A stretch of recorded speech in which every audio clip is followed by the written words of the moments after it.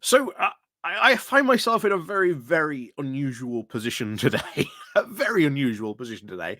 Um, and that's agreeing with Daniel Hannan. Not 100% completely, mind you, in this article, because he we'll get into this in a moment. He pontificates about how we should have fulfilled Suez and gone on to take the rest of Egypt. But what he does say about the rest of Ukraine, though, and sort of Ukraine and how we should support Ukraine, I do actually 100% agree with him on. Now, that's not surprising to say, in the least. Currently, as you see at the moment, Ukraine and certainly the line of contact certainly seems to be very, very much frozen. And of course, Russia is celebrating the fact that you have a massive aid budget that is being constantly held up in the House by Republicans. And they're celebrating that fact because if that aid package does not go through, well, that is going to damage Ukraine very, very, very much so. And I will say this now, and I will say this quite clearly. Those people in America who are holding up this aid budget, they could be one day reviled and thrown thrown out of the house because their consequences have led to actions which we do not want to see. And that is what we are talking about today.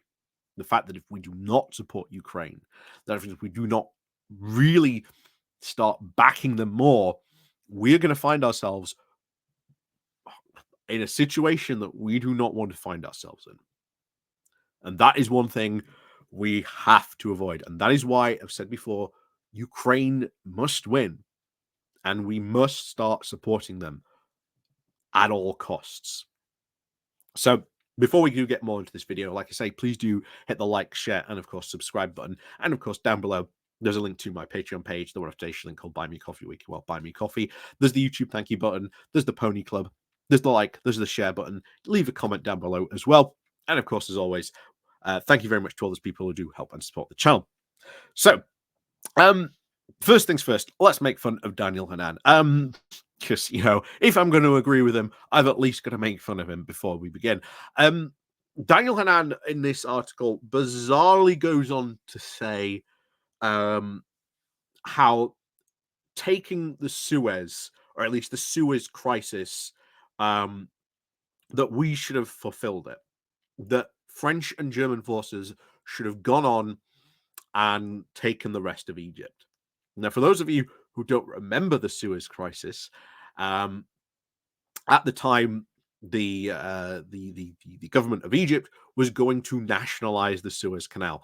This would give them a huge amount of money, and if I am correct today, I think it's still nationalized, and of course gives Egypt, because there's a toll to cross using the Suez. If not, you're going to go all the way around Africa.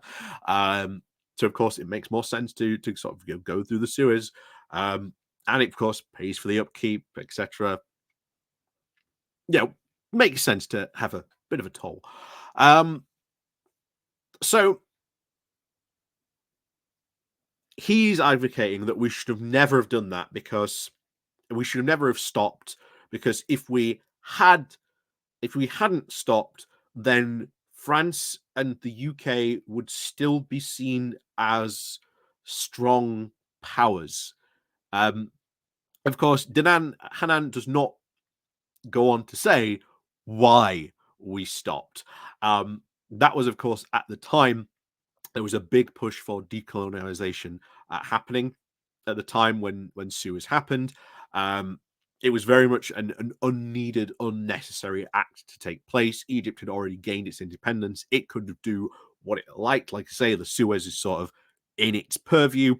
And of course, France and the UK didn't like the fact that it was going to be nationalized.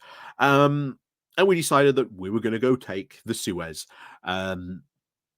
And then, of course, the president of the United States, I think it was Johnson, I believe, at the time, turned around and said, "Yeah, all that that structural rebuilding fund that you guys are getting, if you don't stop and withdraw, you ain't going to get it." And hence it didn't happen. Our international prestige very, very much tumbled because of that. Um, and Hanan is now trying to equate that if we do not help Ukraine to victory, then it is the West's sort of power, its sort of prestige, its its authority to sort of enforce international law will be very much questioned. Now, I don't agree with the fact trying to tie Ukraine and Suez, it's not the same thing. In that analogy, we would sort of be Russia, and Ukraine would be Egypt. In that case, so I don't really think he's thought his analogy of what to really compare it to, but I get the idea that he's going for. I get the idea what he's going for.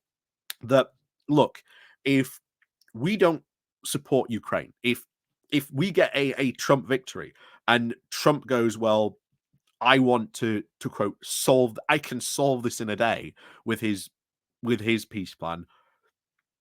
Who knows what that peace plan will be? Ultimately, I think it will be pretty much giving Russia everything it wants. Um, how does that best serve Ukraine? Ultimately, Ukraine would almost become at that point a puppet state. If Russia gets given everything it wants, Ukraine would become a puppet state of Russia. There would be permanent Russian troops occupying not just the taken areas that they've now claimed themselves. That would be they would be all throughout Ukraine. So if there was, say, another Euromaidan protest, well, in would come the Russian troops. They don't have shall we say, a very good peacekeeping record, shall we say. So probably not what we would want to see. And of course, Ukraine would be forever economically tied to Russia, rather than the fact that it wants to go to become a more European country. And most Ukrainians do see like becoming a European country as the way that they would want to go in. So ultimately, this would be, I think, a very damaging to ultimately it would be to NATO, because what message does this send out? That, well, you can go into a country, not really fulfill all your objectives, but you can at that point take everything you want, because the West does not want war, does not want one conflict, and would rather a new status quo be drawn up. It does not bode well for countries like Taiwan. Look at Guyana at the moment with Venezuelan troops sitting on its border. That does not look good at all, that potential conflict. Overall, there are lots of potential flashpoints where this would be sending completely the wrong message throughout the world. And the other worst thing that could happen is, what if Putin does this to a NATO country? What if he pokes Poland? What if he goes into Latvia, Lithuania, Estonia, who, bear in mind, the same arguments that Putin deployed to invade Ukraine almost apply exactly to those three Baltic countries as well.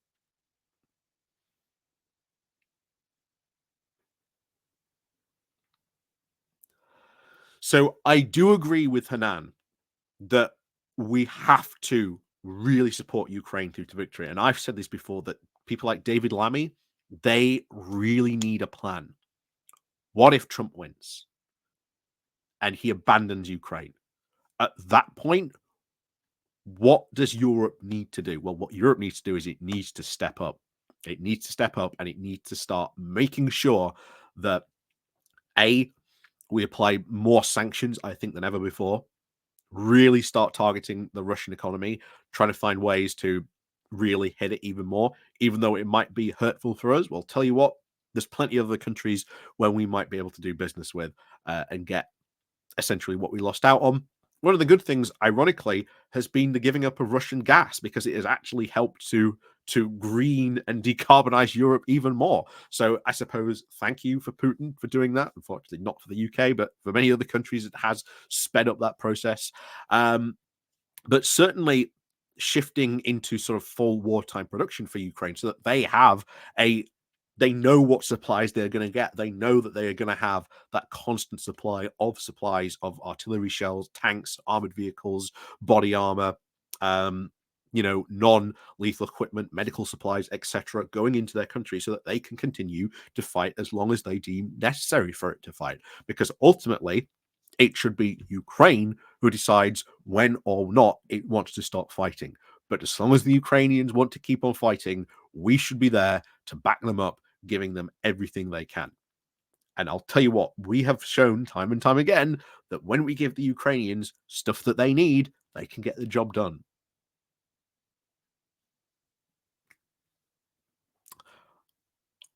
So as much as I agree with Hanan's idea, um, he's put forward in this article that we should support Ukraine because, well, there will be consequences should Ukraine lose, and Russia is seen as a victor. That will have massive consequences that will ripple around the globe. I don't ultimately agree with his analogy that it's sort of like sewers. But no, I do agree with his analogy that well, I do agree with the premise that we need to support Ukraine because there will be ripples around the world. I do agree with that. But as always, ultimately, let me know what you think down below.